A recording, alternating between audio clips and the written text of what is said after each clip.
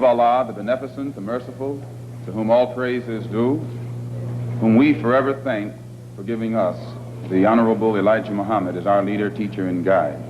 And I specifically, ladies and gentlemen, and brothers and sisters, open up like that because I am a representative of the Honorable Elijah Muhammad. And were it not for him, you and I wouldn't be here today.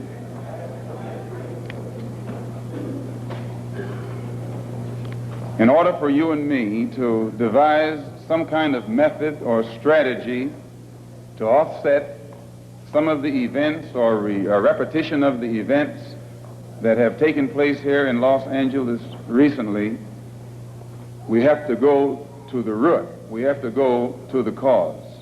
Dealing with the condition itself is not enough. We have to get to the cause of it all, or the root of it all. And it is because of our effort toward getting straight to the root that people oftentimes think we are dealing in hate. But first, I would like to congratulate and give praise to the Negro, so-called Negro leaders and so-called Negro organizations. And excuse me if I say so-called, it's hard for me to just outright say Negro when I know what that word Negro really means.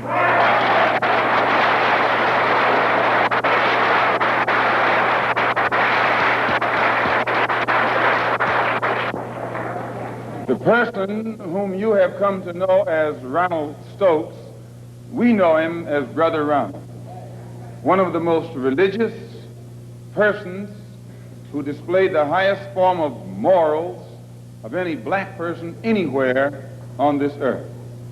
And as one of the previous speakers pointed out who knew him, everyone who knew him had to give him credit for being a good man, a clean man, an intelligent man, and an innocent man when he was murdered.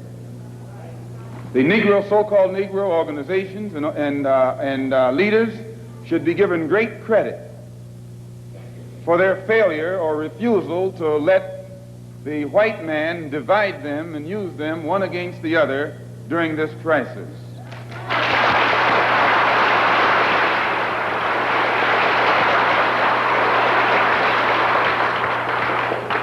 As Reverend Wilfred Wilson pointed out, I think it was 8 years ago today that the Supreme Court handed down the desegregation decision.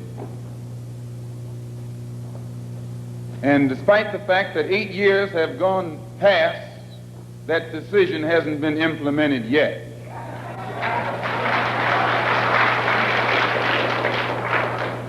I don't have that much faith. I don't have that much confidence. I don't have that much patience. And I don't have that much ignorance to...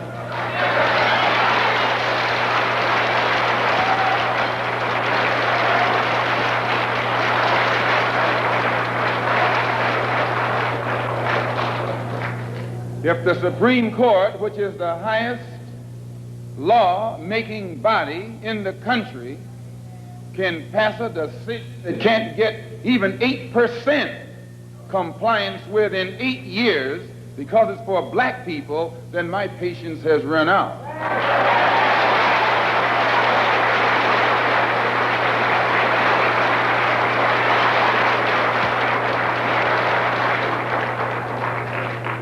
When black people who are being oppressed become impatient, they say that's emotional. Please, when black people who are being deprived of their citizenship, not only of their civil rights, but their human rights, become impatient, become fed up, don't want to wait any longer, then they say that's emotional.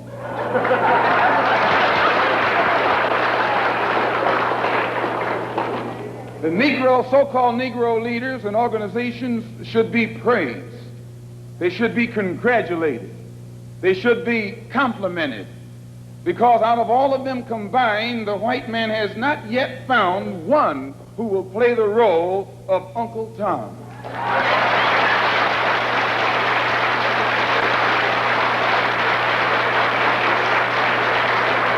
But yet he has found no Tom, no puppet no parrot who is still dumb enough in 1962 to represent the injustices that he's afflicting against our people. We don't care what your religion is. We don't care what organization you belong to.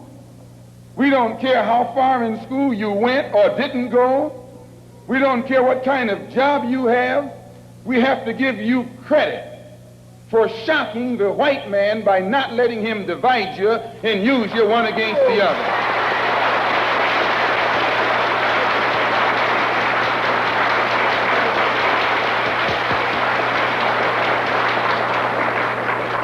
In the past, the greatest weapon the white man has had has been his ability to divide and conquer. As Jackie Robinson pointed out beautifully on the television last night, 4/5 of the world isn't white. Isn't that what Jackie said?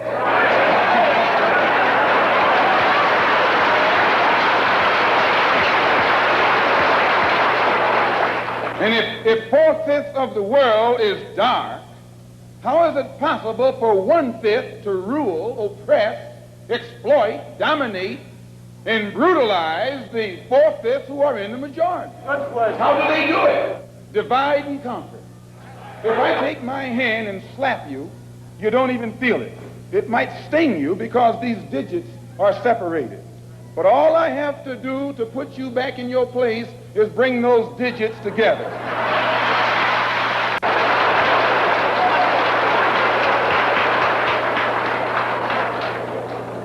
This is what the white man has done to you and me. He has divided us and used us one against the other. But today, thanks to Allah, you can say thanks to God or thanks to Jesus or thanks to Jehovah, whatever you want.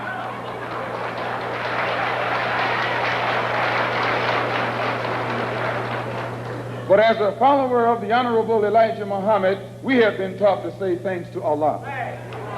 And that's what Jesus said. Jesus called on Allah. He said, Allah, Allah, lama asabachthani. I believe what's good for Jesus is good for you. If Allah was good enough for Jesus to call upon, I think he should be good enough for you to call upon. Since the so-called Negro community has shocked the white man by resisting all efforts to divide us, I think that you and I should continue to shock him by staying and working together in unity. Despite religious, political, economic, or educational or social differences, let us remember that we are not brutalized because we're Baptists. We're not brutalized because we're Methodists. We're not brutalized because we're Muslims. We're not brutalized because we're Catholics. We're brutalized because we are black people in America. Here, your mother is being raped, and you're not supposed to be emotional. Your women, please, your women can't walk the street without some cracker putting his hands on her, and you're not supposed to be emotional.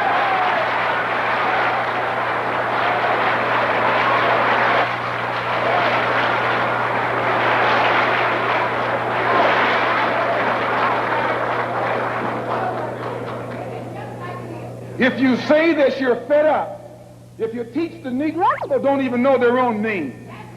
Why? Because he took it away from them. Please.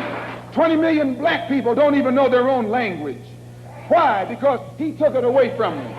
20 million black people who don't even know the history of their ancestors. Why? Because he took it away from them. And if you try and tell them how thoroughly and completely they've been robbed, he says you're teaching hate.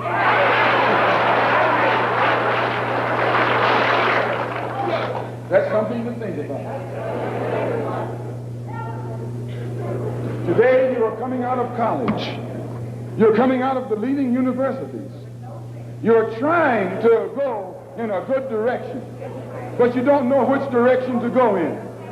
And if somebody tries to take you right to the root of your problem, they say that that man's a hate teacher. If I ask why should the senators in Washington, and then again if we tell you that Negroes are being hung on the tree or being shot down illegally, unjustly, and those Negroes should do something to protect themselves, you say you're advocating violence. The white man is tricking you. He's trapping you. He doesn't call it violence when he lands troops in South Vietnam. Please. He doesn't call it violence when he lands troops in Berlin.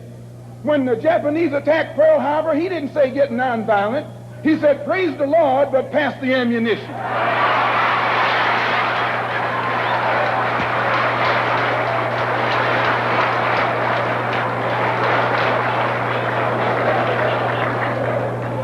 But when someone attacks you, when someone comes at you with a club, when someone comes at you with a rope, when someone comes at you with a gun, despite the fact that you've done nothing, he tells you, suffer peacefully.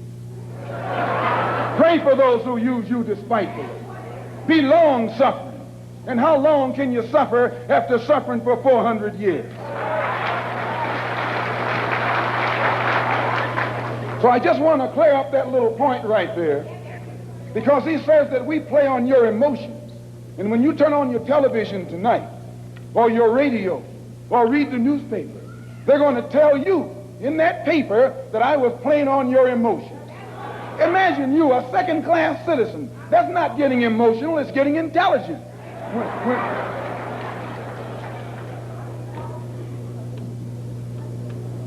And as far as your mayor is concerned, I see you should say their mayor, a man named Yorty, who has been slandering the Muslims, a professional liar,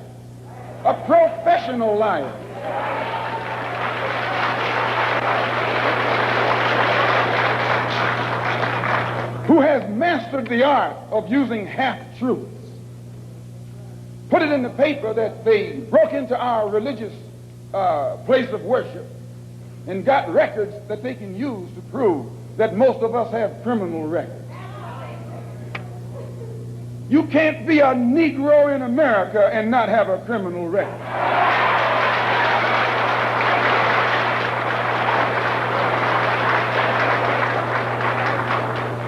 Martin Luther King has been to jail. Please. James Farmer has been to jail. Why, you can't name a black man in this country who is sick and tired of the hell that he's catching who hasn't been to jail. Charged him with being seditious. They put Moses in jail. They put Daniel in jail. Why, you haven't got a man of God in the Bible that wasn't put to jail when they started speaking out against exploitation and oppression.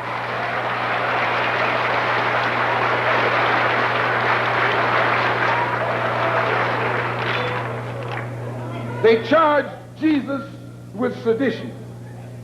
Didn't they do that? They said he was against Caesar. They said he was discriminating because he told his disciples, go not the way of the Gentiles, but rather go to the lost sheep. He discriminated. Don't go near the Gentiles, go to the lost sheep. Go to the oppressed. Go to the downtrodden. Go to the exploited. Go to the people who don't know who they are, who are lost from the knowledge of themselves, and who are strangers in a land that is not theirs. Go to those people. Go to the slaves. Go to the second-class citizens. Go to the ones who are suffering the brunt of Caesar's brutality. And if Jesus were here in America today, he wouldn't be going to the white man. The white man is the oppressor. He would be going to the oppressed. He would be going to the humble. He would be going to the lowly. He would be going to the rejected and the despised. He would be going to the so-called American Negro.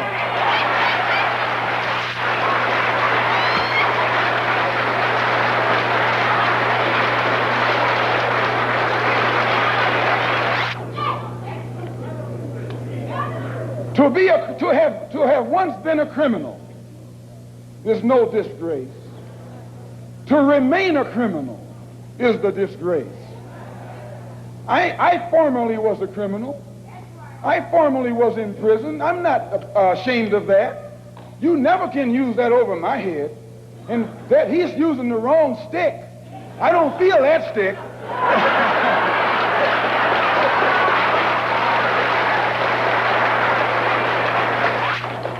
to prison because I believed in men like Sam Yorty. I went to prison because I trusted men like Sam Yorty. I went to prison following the philosophy of men like Sam Yorty. But since I've been following the Honorable Elijah Muhammad, I have been reformed, and that's more, please. That's more than Sam Yorty and Chief Parker and all these other white politicians have been able to do with the inmates in the prisons of this state. They should give Mr. Muhammad credit. They should give Mr. Muhammad credit for reforming and rehabilitating men whom they have failed to reform and rehabilitate.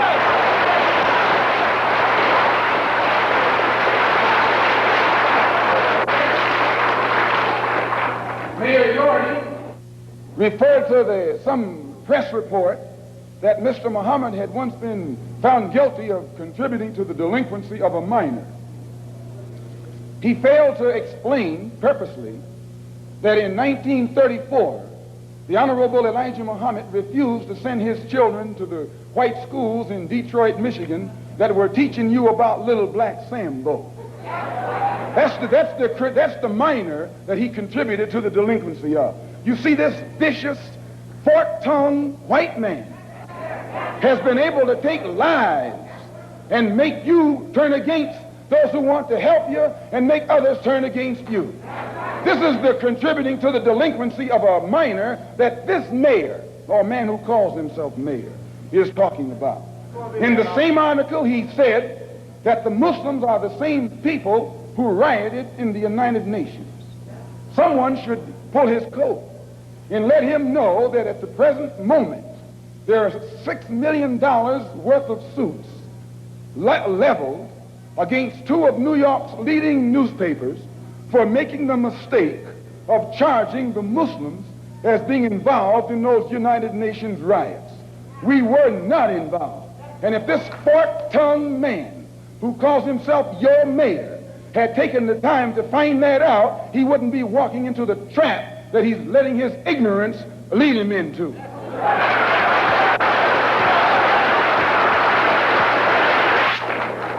And if he would take the time to read the Washington Post that came out the Sunday after that incident took place, the Washington Post pointed out on the front page that the Muslims had nothing to do with the UN riots. And they quoted, in saying so, the person who was at that time the commissioner of police in New York City. See, it's lies that the white man has spread about the Muslims to try and make you afraid of the Muslims, or to try and make you think that the Muslims were a criminal element, an uncouth element, and things that you would not like to be associated with. Also, they say that I'm just clearing these things up, and then we're going to get into what happened. They also say that the Honorable Elijah Muhammad was a draft dodger. No, he wasn't. He just refused to go to the army because he was a man of peace. He was a minister of a religion of peace. He was teaching peace. So he outright refused to go to the army. That's not draft dodging. That's intelligence. Here before the grand jury. Because the coroner's jury is stacked against Negroes. The grand jury is stacked against Negroes. The press, the radio, the television, and the newspapers are stacked against Negroes. But please, the Los Angeles Police Department is stacked against Negroes. He is stacked against all Negroes, all except those whom he has appointed to high positions. The controlled press, the white press, inflames the white public against Negroes. The police are able to use it to paint the Negro community as a criminal element.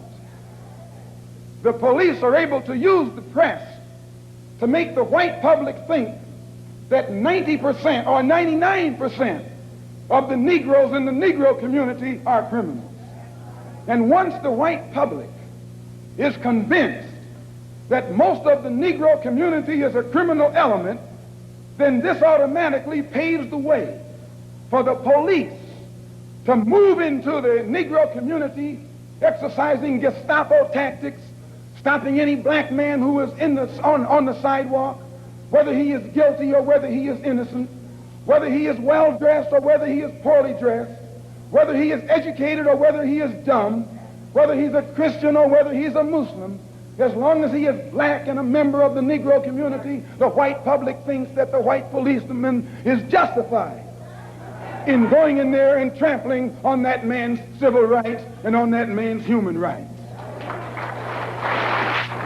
Once the police have convinced the white public that the so-called Negro community is a criminal element, they can go in and question, brutalize, murder unarmed, innocent Negroes, and the white public is gullible enough to back them up.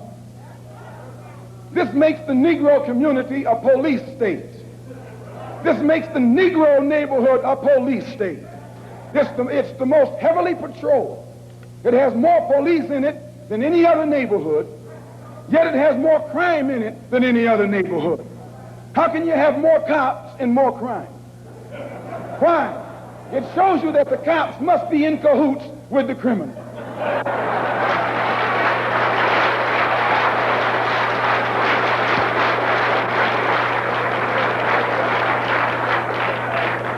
The texture of the hair that God pleased, that God gave them, so much that they'll put lye on it. Do you realize, now, you know, brother, lye will eat a hole in steel, and you know your head is not that hard.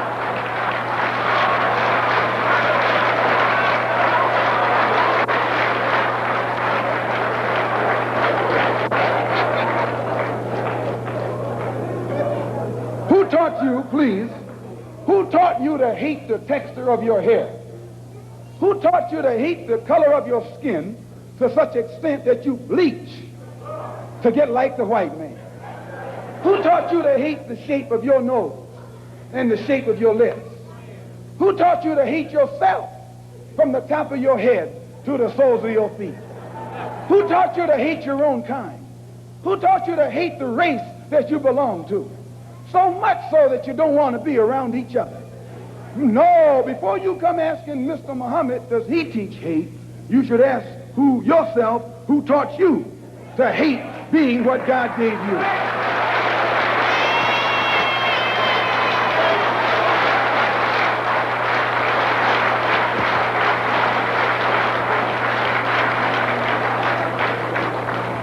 We teach you to love the hair that God gave you.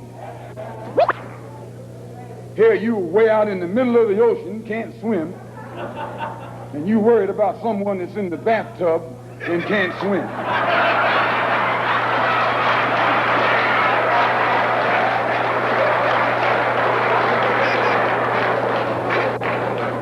We don't steal, we don't gamble, we don't lie, and we don't cheat. And that also deprives the government of revenue, because you can't get into a whiskey bottle without getting past the government seal. You can't open a deck of cards without getting past the government seal. Here's a white man makes the whiskey and then puts you in jail for getting drunk.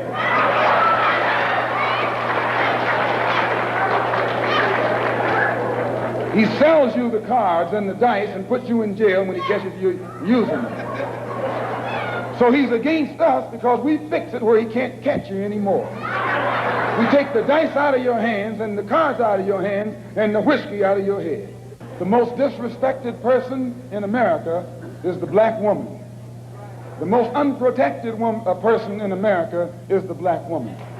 The most neglected person in America is the black woman. And as Muslims, the Honorable Elijah Muhammad teaches us to respect our women and to protect our women. And the only time a Muslim really gets real violent is when someone goes to molest his woman.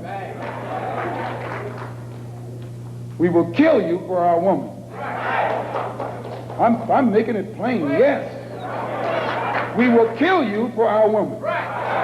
We believe that if the white man will do whatever is necessary to see that his woman gets respect and protection, then you and I will never be recognized as men until we stand up like men and place the same penalty over the head of anyone who puts his filthy hands out to put in the direction of our women.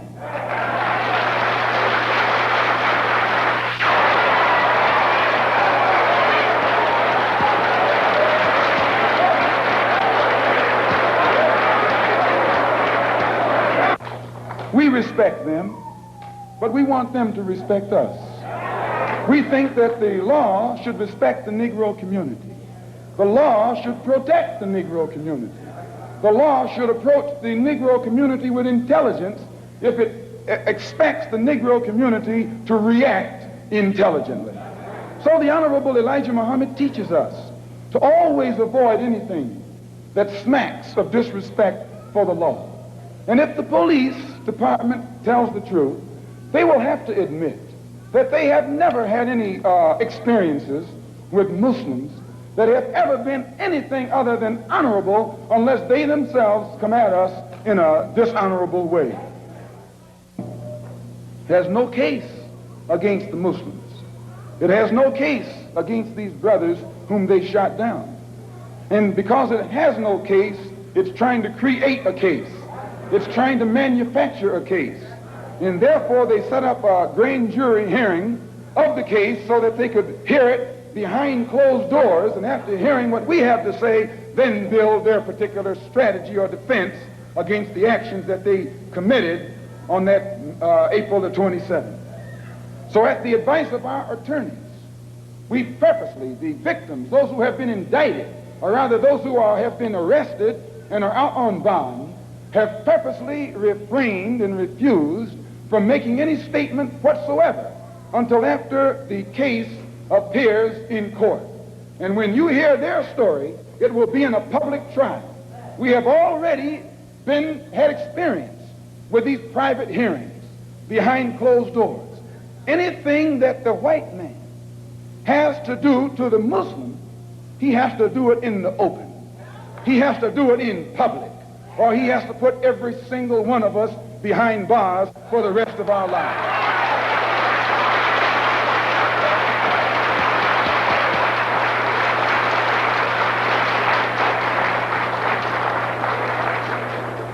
When Mayor Yorty called for a government investigation of a religious group that has the highest moral standard of any group in the Negro community, Mayor Yorty was giving you an example of what Hitler did in Nazi Germany when he began to go on the rampage.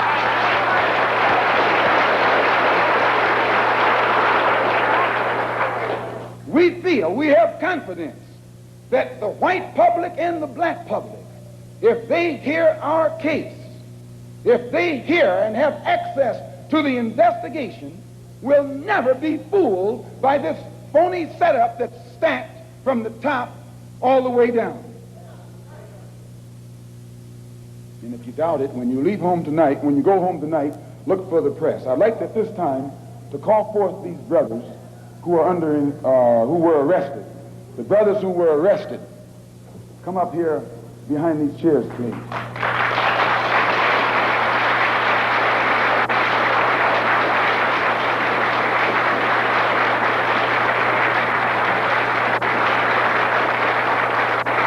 They were suspects. This wouldn't happen in a white neighborhood. White man can walk down the street with packages on his head, packages under his arm, and packages everywhere else, and won't anybody question his right to carry those packages. But a Negro is suspect because the press makes you suspect. Yes, the white press makes Negroes suspect. What do you got? All the information you need, officer. And the officer made one stay at the rear of the car and the other go to the front of the car.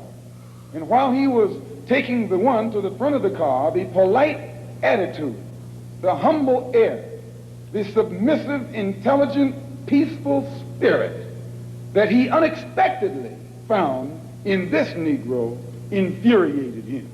And he began to, he told the brother, put down your hands. Brother was talking. He's not a criminal. A man has a right on the sidewalk to talk with his hands. Put down your hand. Don't talk with your hands. And when the brother continued to gesture with his hands, the officer grabbed his hand, twisted it around behind his back, flung him up against the car, and then that's when hell broke loose. That was when hell broke loose.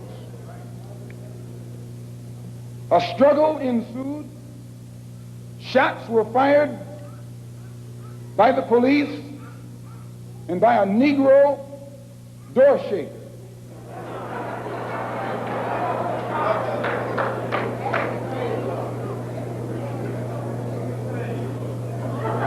An alarm went out.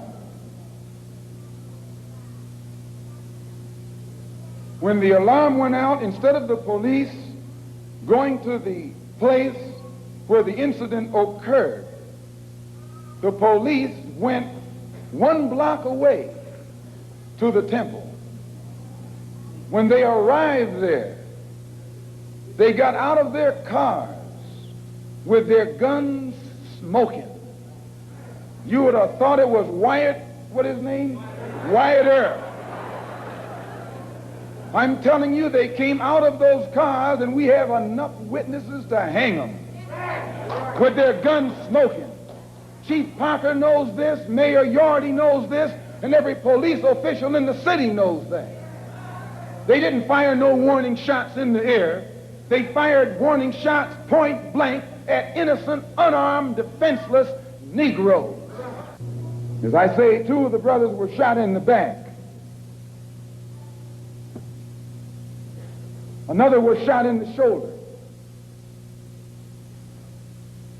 Another was shot, 2 of them were shot, excuse the expression, through the penis.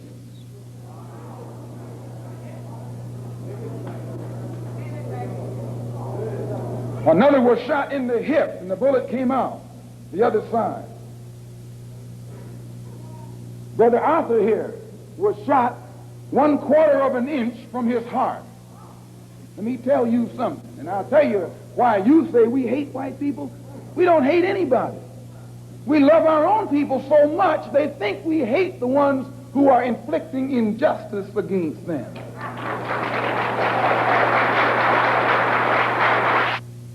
Man who has been shot, the bullet having passed 1/4 of an inch through his heart.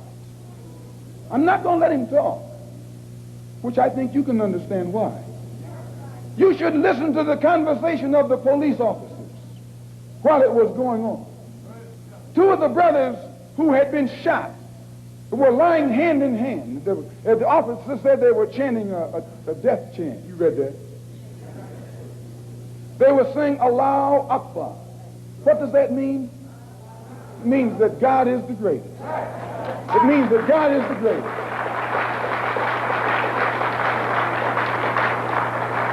Understand, this that the white officer called a death chant was a prayer.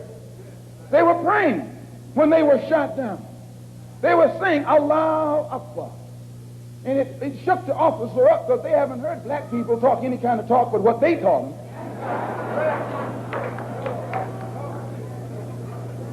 And 2 of the brothers who were shot in the back were telling me that as they lay on the sidewalk, they were holding hands. They held hands with each other, saying Allahu Akbar. And the blood was seeping out of them where the police bullets had torn into their insides. Still they said Allahu Akbar. And the police came and kicked them in the head. Police kicked them in the head, telling them to shut up that noise, while they were laying on the sidewalk in front of our temple. Kicked them in the head. Shut up that noise. And one of them, when he was on his way to the police station in the ambulance, one of the ambulance attendants told the white cop, why don't you kill the nigger? He said, I'll tell him that he tried to get away. Why don't you kill the nigger while you got a chance? And I'll swear that he tried to get away. If he didn't say this, then I need to be put in jail, and I'll gladly go. One of them who was being taken to jail in a police car. As the ambulance sirens were coming to the place, one of the policemen said to the other, "What are the ambulances rushing for?" "Nothing but some niggers." So he looked in and saw the Muslim brother sitting beside him, and he said, and he shut up. But after he got to the jail, the same officer that said this turned to the brother and said, "I hope that you didn't get offended by what I said back there under the heat of emotion, because some of my best friends are colored." This is what he said. That's his password. Some of my best friends are colored.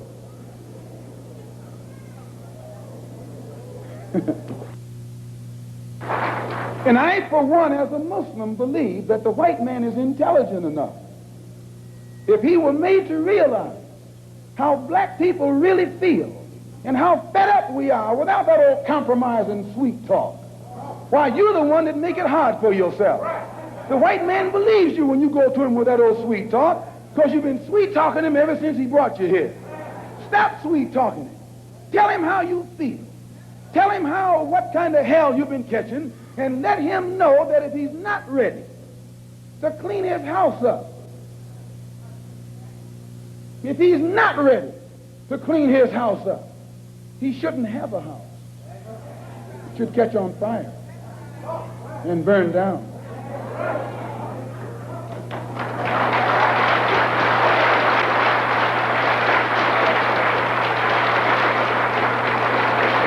As Muslims, we identify ourselves with the dark world.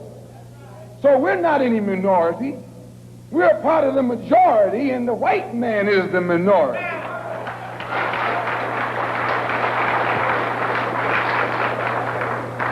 You have to know this to understand us. We don't think any odds are against us. We don't fight a battle like the odds are against us. Why, the whole dark world today is in unity. It's one. If you don't think so, look at the United Nations. When the dark world votes, they vote as one. They get the colonialists out of Africa and out of Asia, telling them to get out. They don't have any nuclear weapons, but they got a solid, united voice, and their unity alone is sufficient to drive the oppressor and exploiter of their people out of their own country. You and I need to learn a lesson from that right there. In the UN, the dark world consists of Buddhists, Hindus, Shintoists, Taoists, Christians, Muslims, everything.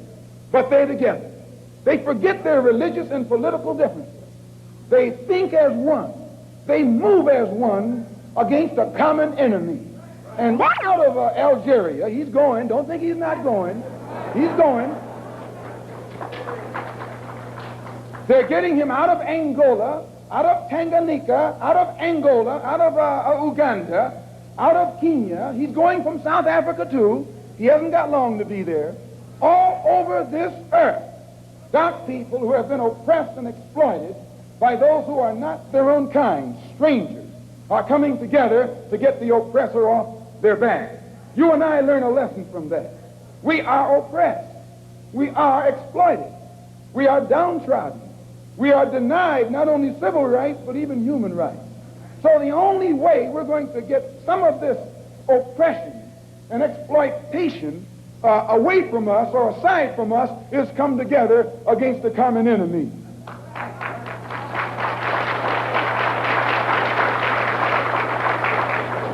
When they sat down at the Bandung Conference, everyone there had this in common: a dark skin. Some of those who were sitting there were socialists, some were communists, some were capitalists, some were Christians, some were Buddhists. They were everything. But all of them was dark skin.